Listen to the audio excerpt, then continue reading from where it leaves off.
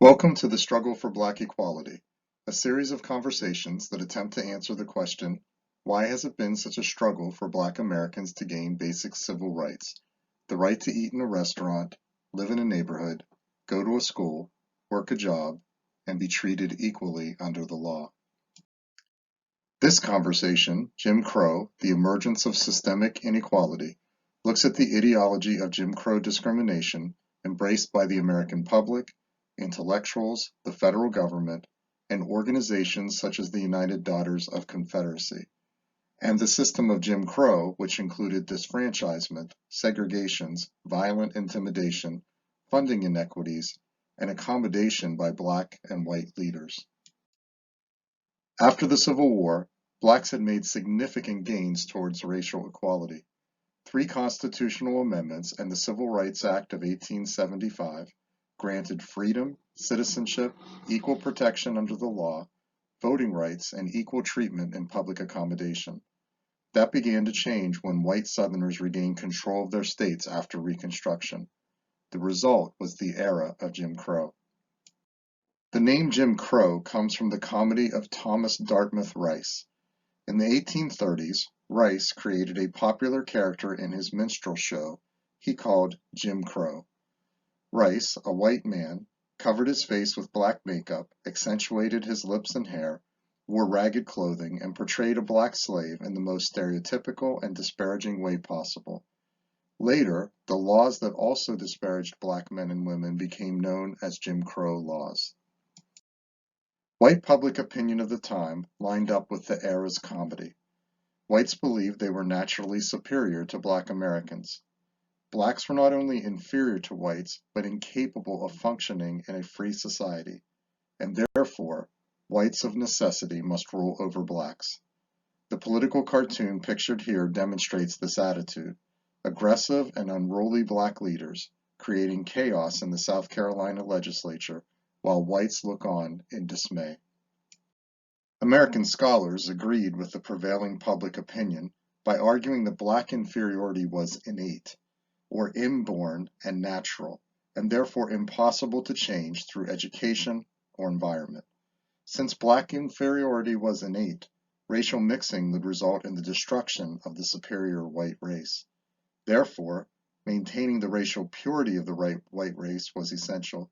Scholars concluded that for these reasons the two races were incompatible and could not live side by side as equals.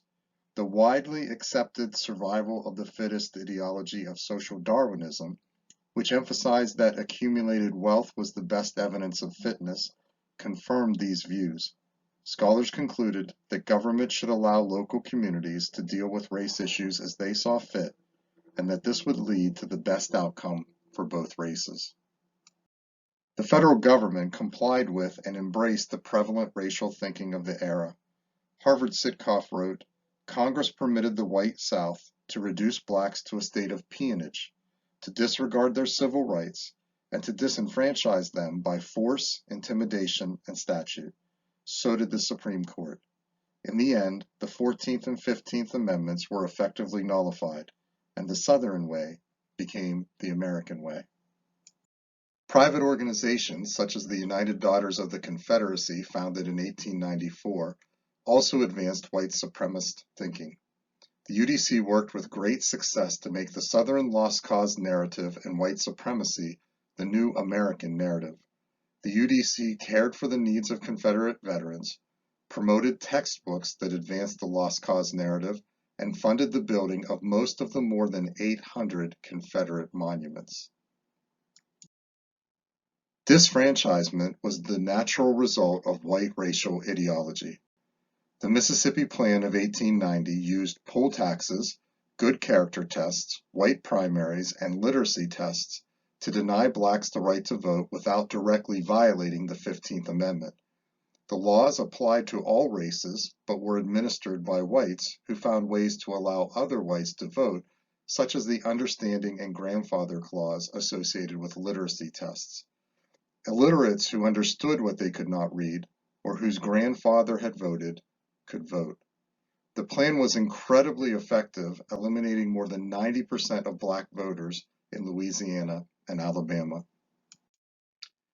Wilmington Massacre of 1898 demonstrated the extremes to which white Southerners would go to remove black political influence.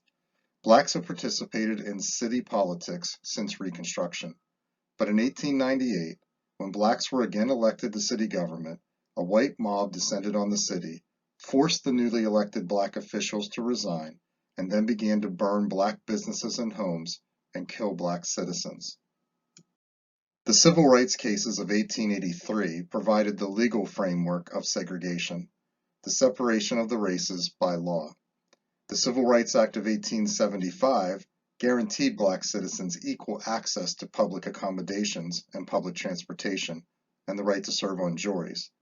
The court, though, in 1883, overturned the CRA on the grounds that the 14th Amendment's Equal Protection Clause did not include equal protection from privately owned businesses.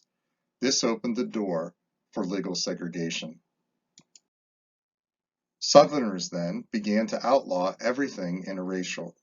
They segregated hospitals, schools, public accommodations, workplaces, recreation, churches, funeral homes, and cemeteries. White and colored signs went up everywhere. Alabama segregated playing checkers, Atlanta Bibles in courtrooms, Mississippi taxicabs, and Florida and North Carolina textbooks. In the Plessy versus Ferguson case of 1892, the federal government declared separate facilities constitutional as long as they were equal. The court provided no system for determining if the separate facilities were equal. The separate but equal doctrine would stand into the 1950s. White Southerners used violence and intimidation to enforce disfranchisement and segregation. With no power to affect laws, blacks were vulnerable to physical harm. Between 1900 and 1915, over 1,000 lynchings occurred in the U.S. Most were of black citizens who now lived in constant fear of violence from which they had no recourse either through the police or the courts. The Jim Crow system also resulted in other inequities. In education, government spent $10.32 per white student and $2.89 per black student. There were one hospital bed for every 139 whites, but only one bed for every 1,941 blacks. Under Jim Crow, taking advantage of black citizens through convict leasing, chain gangs, and sharecropping went unchecked. Booker T. Washington, a former slave who had risen to become the director of the Tuskegee Institute, fought to convince black citizens to learn trades to advance themselves economically rather than politically. Washington argued that, quote, at the bottom of education, at the bottom of politics, even at the bottom of religion, there must be for our race economic independence. While Washington privately opposed the political and social oppression of Jim Crow, his message to black Americans was clear. Work to improve your economic condition today and leave the issue of political and social equality for tomorrow. The early 20th century was the high water mark of racial inequality and the acceptance of Jim Crow thinking.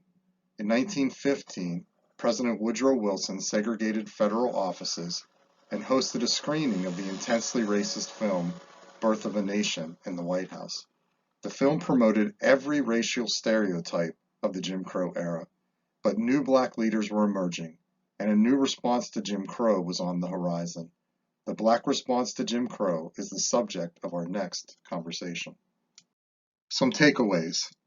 American public opinion, scholars, and the federal government embraced an ideology of white supremacy that determined that because of the innate racial inferiority of blacks, whites must rule over blacks for the good of both races and society in general.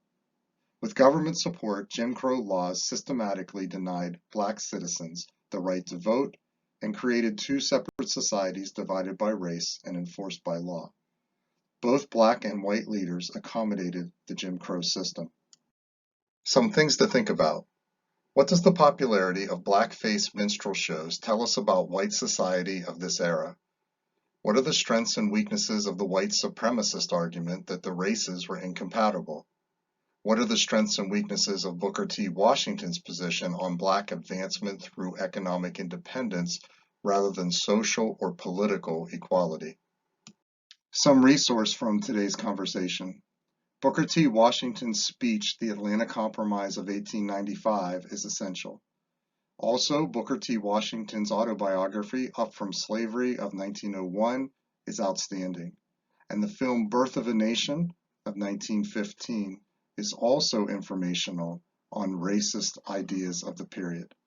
Thanks for joining today's conversation. God bless you, have a great day, and keep thinking about things that matter.